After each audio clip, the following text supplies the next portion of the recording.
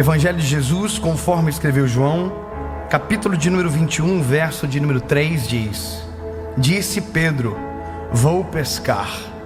Disseram eles: nós também vamos contigo.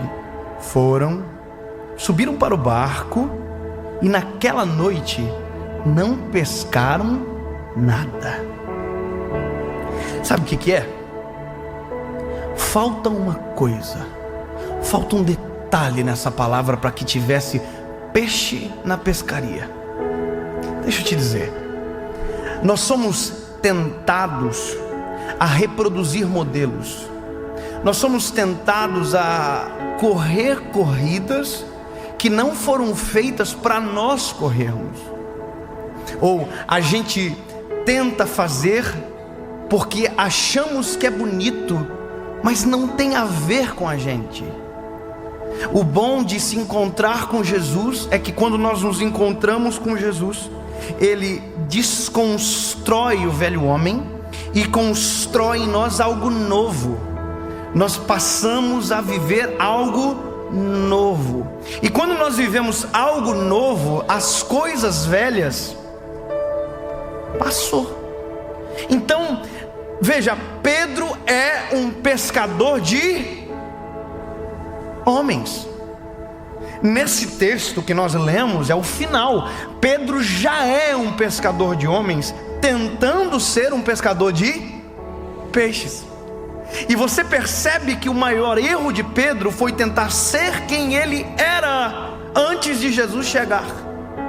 Porque a partir do momento que Jesus chegou, Pedro já não é mais o pescador de peixes. Pedro agora é um pescador de homens. Então percebe uma coisa. Veja, se você olhar a história de Pedro, fazer um rebuscado na história dele, você vai perceber que quando Jesus encontrou Pedro pela primeira vez, Pedro era um pescador de peixe que já estava dando errado na vida. Já estava com os BO, já não estava dando certo, já não estava pescando coisa nenhuma, já estava no fracasso. Jesus estava chegando, então a possibilidade de Pedro mudar de vida era muito grande. E Jesus entrou no barco de Pedro, usou o barco de Pedro para pescar. Quer dizer, o negócio virou para o lado de Pedro. A vida estava um declínio, estava tudo arrebentado. De repente Jesus chegou. Uau! Não sei se você consegue perceber, mas eu consigo ver exatamente o que aconteceu depois que Jesus chegou na minha vida. O negócio mudou. É ele chegar que a vida muda. Não tem como ser a mesma pessoa depois que Jesus chega. Não tem. Você, olha, eu vou até contar uma coisa engraçada pra você. Eu não sirvo para desviar, para não ser isso que eu sou hoje. Eu não sirvo mais, porque eu já fui longe demais. Eu já preguei demais para voltar atrás e dizer: olha, isso não é verdade. Só que se eu for retardado, se eu tiver um problema mental, bateu a cabeça, por exemplo, bateu a cabeça, ficou com um probleminha, e aí agora está dizendo tudo o contrário do que ele diz: não, já fui longe demais, eu já vivi coisa demais para tentar ser quem eu era antes, agora não dá mais. Alguém vai me olhar e dizer: ei, já pensou eu tentar ser cantor hoje? Eu acho lindo cantar. Quer ver? Dar uma nota aí, André. Você percebe quando a pessoa não canta, quando ela tenta fazer isso para pegar o tom. Qual era a música que a gente cantava antes, André? Era essa? Que música é essa mesmo? Como? Ah, tá. Ainda não peguei, vou pegar. Não dá mais. Não dá nem para tentar. Você sabe como canta, Davi? Eu sei. Se eu ouvir, eu digo: eita, como canta bem, mas não sei fazer igual. Porque não é a minha corrida, não é a minha história, não foi o que Deus planejou para mim, não foi o que aconteceu depois que o Senhor Jesus entrou na minha história. Aí que tá. Pedro era um pescador de peixes. Jesus encontrou Pedro. Pedro pescou, jogou a rede para o lado direito. Lembra da história? Jesus olha para Pedro e diz: Pedro, lança a rede para o lado direito. Aí Pedro olha para Jesus: sobre a tua palavra eu lançarei a rede. Ele está dizendo: se der errado, culpa é sua. Então, só que ele joga a rede para o lado direito. E quando ele joga a rede para o lado direito, o que tem? Peixe. Pedro tinha acabado de descobrir que o segredo da vida dele não era o lado que jogava o peixe, era a palavra. A palavra muda tudo. Se a palavra tivesse dito, joga para o lado esquerdo, ia ter peixe. Se ele disse, joga para frente, ia ter peixe. Joga para trás, ia ter peixe. Joga na árvore, tem peixe. Porque mais poderoso do que cenário, circunstância, acaso é a palavra. A palavra é a coisa mais poderosa que alguém pode ter sobre a vida. Não existe nada mais poderoso do que a palavra. Você pode ter a técnica, você pode ter tudo. Se não ter a palavra, não tem absolutamente nada. Não adianta. Quer ver uma coisa? Vou contar um segredo para vocês disso aqui, da série. Isso aqui nasceu em Joinville, no meu coração, Deus colocou. Mas como que nasceu? Nasceu eu pregando em pé e contando para as pessoas aquilo que Jesus tinha feito, certo? Por que eu prego sentado? Tem gente que pensa que eu sou anão. Aliás, eu fico gordinho. Gente, eu não sou gordinho. Eu sou eu sou, não sei, agora também. Mas por que eu prego sentado? Porque a primeira vez que eu gravei a série, as pessoas estavam sentadas no chão. Se eu ficasse em pé, ia dar dor no pescoço. Isso aqui não é técnica. Isso aqui não é a receita. Por que esse microfone, pastor David? Eu não queria esse microfone, eu queria um cromadinho bonitinho que eu vi na internet. Mas no dia só tinha esse miserávelzinho aqui. Então eu usei ele porque só tinha ele. Eu só usei o banco que o pessoal estava no chão. Isso aqui não é o segredo. Isso aqui não é o segredo.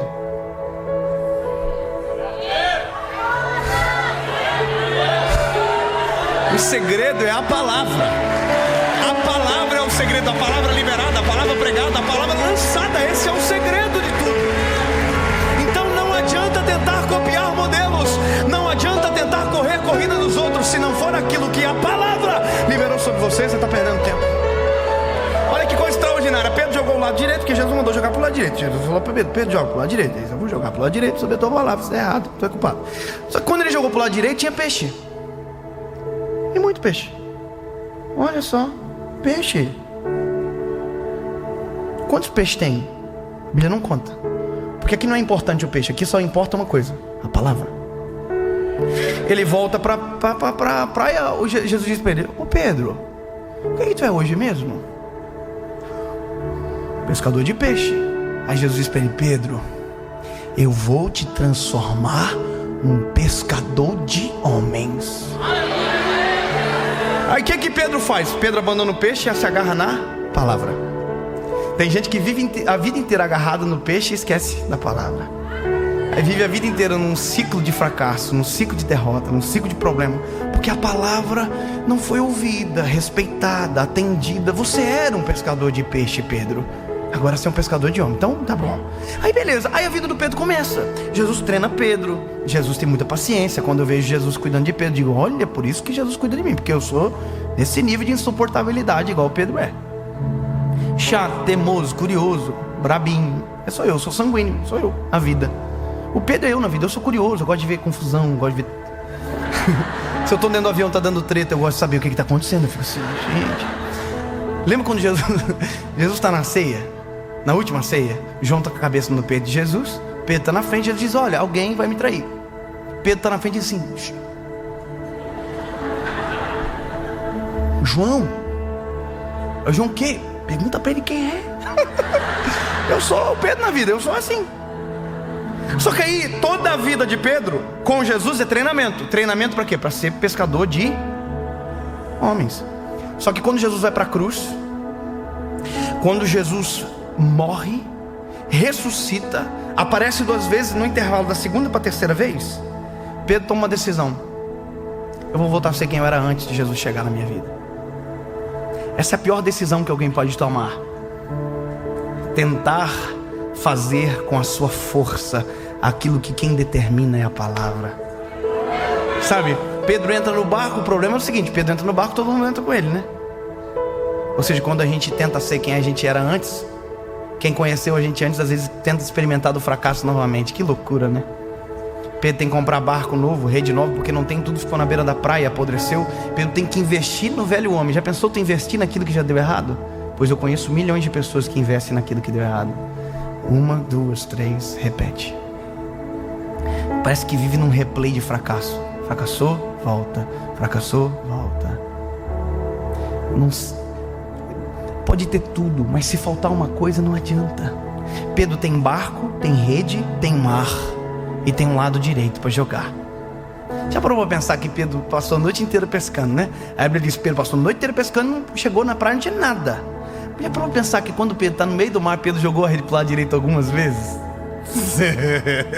Imagina Pedro assim: olha, gente, vou fazer uma coisa nova aqui, hein? Ó, vou jogar para o lado direito. Deu certo de novo, não?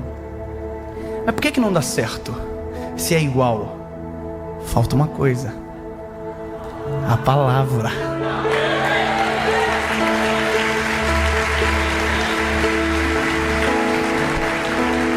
Aí, eu sou apaixonado por isso aqui, mano. Por isso que eu fico quase doido quando eu prego. Porque, olha que coisa maravilhosa. Jesus vai na praia. Jesus está na praia esperando eles estão chegando. A mesma cena que aconteceu. Jesus olha e disse: e aí, gente, vocês têm alguma coisa para comer? Não. Então volta e joga a rede para o lado direito.